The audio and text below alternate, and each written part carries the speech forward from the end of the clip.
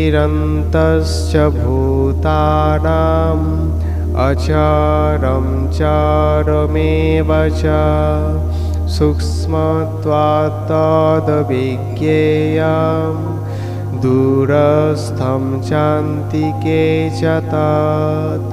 চর অচর অর্থাৎ জঙ্গম ও স্থাবর সর্বভূতের ভিতরে ও বাইরে এবং স্থাবর জঙ্গম রূপেও তিনি বিরাজিত। অতি সূক্ষ্ম হওয়ায় তিনি অবিজ্ঞ, তিনি জ্ঞানীর অতি নিকটে এবং অজ্ঞানীর অত্যন্ত দূরে অবস্থিত। এখানে একটা খুব সুন্দর কথা বলছেন যে জঙ্গম স্থাবর, স্থাবর জঙ্গম যা কিছু আছে সর্বভূতের ভেতরে, মানে সমস্ত কিছুর মধ্যে এবং বাইরে এবং স্থাবর জঙ্গম রূপেও তিনিই বিরাজিত। তাহলে যা কিছু দেখছি কে সব এইগুলো? তিনি ছাড়া আর দ্বিতীয় কেউ নন। সব তারই ক্ষুদ্র সূক্ষ্ম প্রকাশ, আমরা তারই প্রকাশ। যেমন সমুদ্র থেকে যে বুদবুদ সৃষ্টি হয় সেগুলো কি? সেই বুদবুদগুলো কি? জলেরই প্রকাশ। ঠিক সেরকম এই সংসারে যা কিছু আমরা দেখছি সব তারই প্রকাশ। তিনি ছাড়া আর কিছুই নেই, সব তারই প্রকাশ। তিনি পূর্ণ, আমরা তার অনুরূপে আমরা প্রকাশিত হয়েছি, তারই প্রকাশ। সেই জন্য এখানে এই কথা বলছেন যে স্থাবর জঙ্গম রূপে যা কিছু দেখি তাদের ভিতরে বাইরে যা কিছু এবং স্থাবর জঙ্গম যা কিছু আমরা দেখছি সব কিন্তু তিনি প্রকাশিত হয়েছে। তাহলে আমরা কাকে আমরা অবজ্ঞা করতে পারি? কাকে আমরা অবজ্ঞা করতে পারি? কে তিনি নন? সবই তিনি। হ্যাঁ, আমিও তিনি, তুমিও তিনি, সবই তিনি।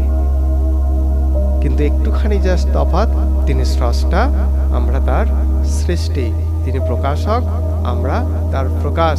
তিনি পিতা আর আমরা তার সন্তান। এইরকম তো পিতার দেহ থেকেই যেমন সন্তানের সৃষ্টি হয়, ঠিক সেই রকম তারই অংশ থেকেই আমাদের প্রকাশ বা সৃষ্টি সব। সেই জন্য কি জ্ঞান করতে বলেছে মহাপ্রভু? হ্যাঁ, কৃষ্ণময়ী কৃষ্ণ যার ভিতরে বাহিরে, যাহা যাহা নেত্র পড়ে তাহা কৃষ্ণ স্ফুরে।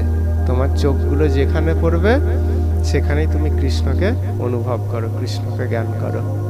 যেখানে পড়বে ওই ব্যক্তিটা তো এমন, ওকে কি করে কৃষ্ণের জ্ঞান করি? তাহলে না, তুমি তো করো। হ্যাঁ, যে যেমনই হোক তাকে সেই কৃষ্ণের প্রকাশ বা এইরকমই জ্ঞান করতে হবে, এই জ্ঞানে চলতে হবে। তাহলে আমাদের দৃষ্টিভঙ্গিটা এইভাবেই কিন্তু সমতায় আসে, আমাদের দৃষ্টিভঙ্গিটা এইভাবেই শুদ্ধতায় আসে, শুদ্ধতায় পরিণত হয় এইভাবে। ভগবান বলছেন এই কথাগুলো, আমি নই। তো সেই জন্য এগুলো আমাদের মানতেই হবে যে সবার মধ্যে যেন আমরা সেই সত্তাটাকেই উপলব্ধি করতে পারি। বাইরের আচরণটা খারাপ, তার বাইরের আচরণটা খারাপ, কথাবার্তা খারাপ, কিন্তু তিনি ভগবানেরই প্রকাশ। এই রকম জ্ঞান করতে হবে। যেমন একটা মোড়কের মধ্যে, একটা লাল রঙের মোড়কের মধ্যে একটা হীরের আংটি আছে, একটা কালো রঙের মোড়কের মধ্যে হীরের আংটি আছে, একটা সাদা রঙের মোড়কের মধ্যে একটা হীরের আংটি আছে। এবার যদি বলি কোন মোড়কটার দাম বেশি, কি বলবো, কি উত্তর? বাইরের যে মোড়কটা মোড়া যে এটা, সেটা তো আলাদা আলাদা কালার হতে পারে, কিন্তু ভিতরের সত্তাটা সব এক। আমার আচরণ কদাচার, আপনার আচরণ সদাচার, ওনার আচরণ মধ্যম, ইত্যাদি ইত্যাদি হতে পারে, কিন্তু ভিতরে যিনি আছেন বসে তিনি কে? সবার মধ্যে এক। একটা কুকুরের মধ্যেও যেটা আছে আমার মধ্যেও সেটা আছে। তাই আমাকে যদি কেউ কুকুর বলে আমার রাগ হয় না, কারণ কি? কুকুর আর আমার মধ্যে কোনো তফাৎ নেই। যদি কেউ কুকুর বলে আমার যদি রাগ হয়ে যায়, তখন বুঝতে হবে কি আমার মধ্যে সেই অভিমান আছে। সেই জন্য কিন্তু প্রকৃতপক্ষে একটা কুকুর আর আমার মধ্যে কোনো পার্থক্য নেই, দেহে পার্থক্য। তার দেহ আলাদা, সে তার কর্মফল অনুযায়ী এক দেহ পেয়েছে, আমি আমার কর্মফল অনুযায়ী একটা দেহ পেয়েছি, কিন্তু প্রকৃতপক্ষে ভিতরের যে সত্তাটা ভিতরে যিনি বসে আছেন আর আমার ভিতরে যিনি যেটা বসে আছেন, কোনো পার্থক্য নেই, একদম সেম জিনিস। যেমন কেউ সাইকেল চালাচ্ছে, সাইকেলে যাচ্ছে, কেউ বাইকে যাচ্ছে, কেউ 4 চাকায় যাচ্ছে, কেউ ট্রেন চালিয়ে যাচ্ছে, কেউ হেলিকপ্টার চালিয়ে যাচ্ছে, কেউ প্লেন চালিয়ে যাচ্ছে। বাহনটা আলাদা আলাদা, সাইকেলটা আলাদা, বাইকটা আলাদা, এদিকে 4 চাকাটা আলাদা, ট্রেনটা আলাদা, ইত্যাদি ইত্যাদি। কিন্তু ড্রাইভার সবাই মানুষ, সবাই মানুষ। এমন নয় যে সাইকেল চালাচ্ছে বলে যে সাইকেল চালাচ্ছে সে মানুষ, আর যে বিমান চালাচ্ছে সে দেবতা, এমন নয় তো। সেও মানুষ, যে বাইক চালাচ্ছে সেও মানুষ, যে সাইকেলে যাচ্ছে সেও মানুষ, শুধু বাহনটা আলাদা। ঠিক সেরকম আমাদের এই দেহরূপ বাহনটা আলাদা, ভিতরের সত্তায় আমি যা, তুমি তাই, সে তাই, সব এক, সব এক।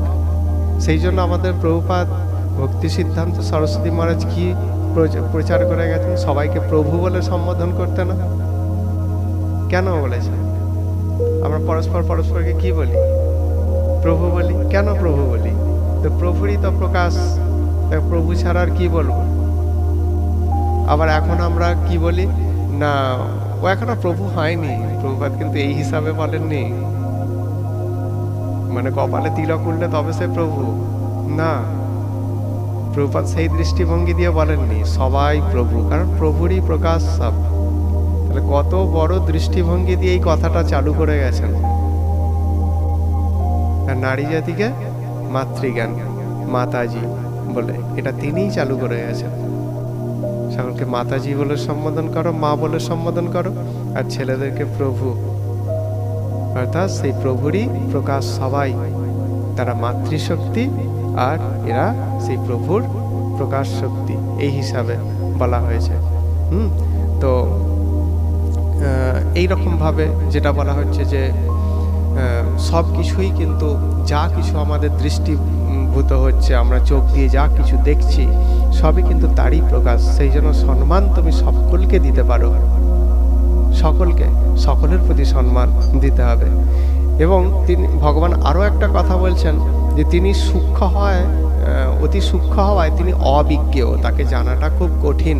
সূক্ষ্ম হওয়ায় তাকে জানাটা ভীষণ কঠিন, কিন্তু সাধনা করে তাকে অবশ্যই জানা যায়। আর বলছে তিনি জ্ঞানীর অত্যন্ত নিকটে এবং অজ্ঞানীর অত্যন্ত দূরে। যারা অজ্ঞানী, এই জ্ঞানতত্ত্ব জানে না, ভগবান তাদের কাছে অনেক দূরে। আর কিন্তু যিনি জ্ঞানী, তিনি ভগবান তার কাছে, তার সব থেকে কাছে, অনেক কাছে। কারণ কি? আমি ভগবানকে খুঁজি 10 কিলোমিটার দূরের মন্দিরে। ভালো করে বুঝুন, আমি ভগবানকে খুঁজতে যাই 10 কিলোমিটার মন্দিরের মধ্যে, ভগবানকে খুঁজতে যাই। আর যিনি জ্ঞানী, তার পাশে যিনি বসে আছেন, তার মধ্যেই পরমাত্মাকে দর্শন করে নেন। যেমন নামদেব গাছতলায় বসে রুটি বানাচ্ছিলেন, হ্যাঁ, রুটি বানিয়ে এইদিকে ভগবানের নাম করতে করতে রুটি বানাচ্ছেন, আর এইদিকে রাখছেন আড়াল একটুখানি উল্টো। আর একটা কুকুর পিছন দিক থেকে এসে সেই রুটি মুখে করে নিয়ে চলে যাচ্ছে। নামদেবের হঠাৎ লক্ষ্য পড়েছে কুকুরটা নিয়ে চলে যাচ্ছে। পাশে ঘিয়ের বোতল ছিল, ঘিয়ের বোতল নিয়ে কুকুরের পিছু পিছু ছুটছে। প্রভু, হ্যাঁ, শুধু রুটি কি করে খাবে? একটু ঘি লাগিয়ে নাও, একটু ঘি লাগিয়ে নাও। আর কুকুরটা কি ভাবছে? কুকুর ভাবছে আমাকে হয়তো আমার মুখ থেকে সেটা কেড়ে নেবে বলে, সেই জন্য, কিংবা আমাকে মারবে বলে, সেই জন্য সেই কুকুরও ছুটছে, আর এদিকে নামদেবও ছুটছে। প্রভু, একটুখানি ঘি লাগিয়ে নাও, শুধু খেতে পারবে না, শুধু খেতে পারবে না। আমরা ভগবানের মন্দির থেকে ভগবানকে প্রকাশ করতে পারি না, তিনি সেই উত্তার মধ্য থেকে, একটা কুকুরের মধ্য থেকে ভগবানকে প্রকাশিত করলেন। যখন ছুটছেন, লোকে দেখে হাসছে, দেখো সাধু হয়েছে, একটা রুটির মায়া ত্যাগ করতে পারে না। আরে সাধু তো এই জগতের কেউ নয়, তার লীলা বুঝবে কি করে? সাধুর লীলা বুঝবে কি করে?